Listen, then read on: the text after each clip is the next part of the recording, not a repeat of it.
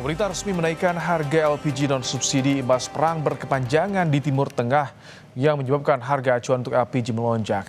Kenaikan ini diharapkan tak berdampak pada migrasi berlebih dari pengguna LPG non-subsidi ke LPG subsidi. Inilah ulasan Istana selengkapnya.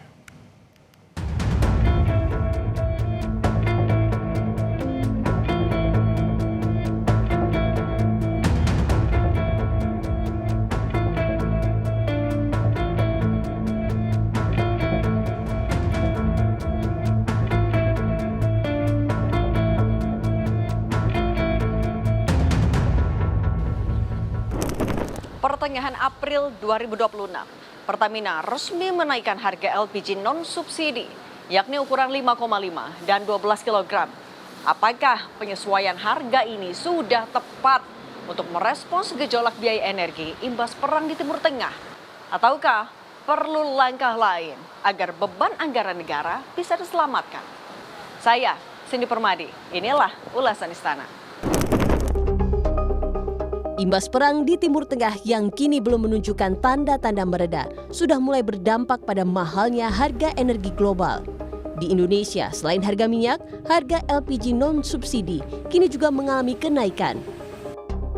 Kenaikan harga LPG non-subsidi di Indonesia bervariasi, mulai dari Rp17.000 untuk LPG ukuran 5,5 kg atau tabung merah hingga Rp36.000 untuk LPG ukuran 12 kg.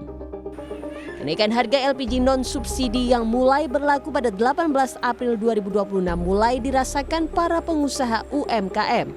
Di Denpasar, pelaku UMKM menjerit.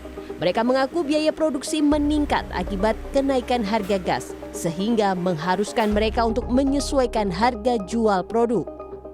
Naik udah seminggu, naik dari harga 195 sekarang jadi 225. Iya, sekitar 30.000. Gimana, mau berbanding nggak? Ya, mau gimana lagi ya, harus beli soalnya. Jadi kita harus menyesuaikan harga juga kan, karena semua naik. Tidak cuma gas LPG aja yang naik, barang lain juga naik. Jadi kami menyesuaikan harga, naik harga. Sementara di Bandung, mahalnya harga LPG non-subsidi memaksa warga beralih ke LPG subsidi 3 kg.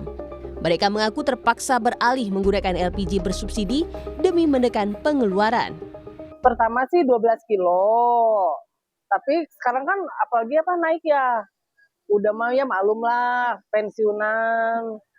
Jadi ya sekarang mah mau nggak mau jadi balik ke gas yang 3 kilo. Yang terjangkau lah ya. Menteri ESDM Bahlil Lahadalia menegaskan kenaikan harga LPG non-subsidi terimbas dari naiknya harga acuan global. Bahlil bilang penghitungan harga LPG non-subsidi mengikuti mekanisme harga pasar. Kenapa harganya naik? Saya katakan bahwa kita mengatur harga yang pemerintah bisa menjamin untuk harganya nggak naik itu adalah yang bersubsidi. Sementara yang tidak bersubsidi itu dipakai oleh industri, restoran, hotel. Jadi itu memang tidak kita atur harganya, dia menyesuaikan dengan harga pasar. Begitu bos. Ini akan ada formulasinya. Dulunya itu kan pakai harga Saudi Aramco. Jadi kalau harga dunia turun, dia pasti turun juga. Kalau harga dunia naik, naik. Tapi kalau untuk LPG 3 kg, sejak LPG diterapkan tahun 2006 atau 2007? Enggak, 2006 atau 2007 LPG itu sampai dengan sekarang belum pernah kita naikkan harga dari pemerintah. Yang ada itu adalah dimainkan harganya di distributor dan pangkalan. Untuk mengatasi tekanan perang di Timur Tengah terhadap pasokan energi tanah air, pemerintah sudah menjajaki kerjasama dengan Rusia.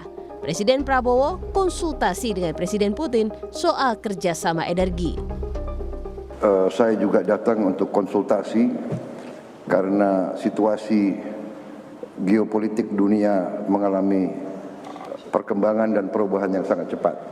Kami memandang bahwa Rusia telah berperan sangat positif dalam menghadapi kondisi geopolitik yang penuh ketidakpastian ini.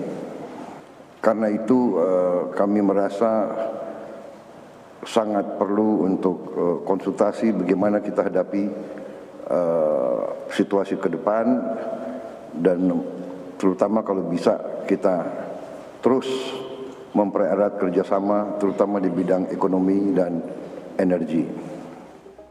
Pertemuan tersebut ditindaklanjuti dengan pertemuan tingkat menteri. Menteri SDM Bahlil Lahadalia menegaskan Indonesia sepakat kerjasama dengan Rusia untuk impor minyak mentah dan LPG. Apa yang sudah menjadi kesepakatan itu kita mendapatkan hasil yang cukup baik, di mana kita bisa mendapatkan cadangan crude kita untuk kita nambah.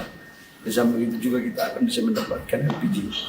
Dan ini dilakukan secara G2G maupun B2B, yang pada akhirnya kemudian ini akan menjadi kepastian daripada cadangan minyak kita, khususnya crude dan LPG di Indonesia. Ekonom Universitas Indonesia Wijayanto Samirin mengkhawatirkan jauhnya disparitas harga antara LPG subsidi dan non-subsidi mengakibatkan warga banyak yang beralih ke LPG subsidi. Wijayanto Samirin meminta pemerintah memberikan sanksi bagi siapapun yang berupaya mengambil untung. Karena gap antara harga subsidi dan non-subsidi itu besar sekali, jadi kira-kira 3 kali lipat. Jadi 7.000 per kilogram versus 19.000 per kilogram. Yang dikhawatirkan adalah kebocoran. Jadi akan banyak upaya untuk mencoba menerobos batas subsidi ini dengan berbagai strategi. Sehingga menurut saya satu langkah yang harus ditekankan oleh pemerintah adalah ketepat sasaran dan sanksi bagi kelompok-kelompok yang berusaha mengambil untung dari perbedaan harga ini. Harga LPG non-subsidi sudah naik, namun perlu mitigasi untuk meminimalisasi migrasi pengguna dari LPG non-subsidi ke LPG subsidi. Distribusi juga harus tepat sasaran agar tidak semakin membebani anggaran negara. Tim Liputan, Kompas TV, Jakarta.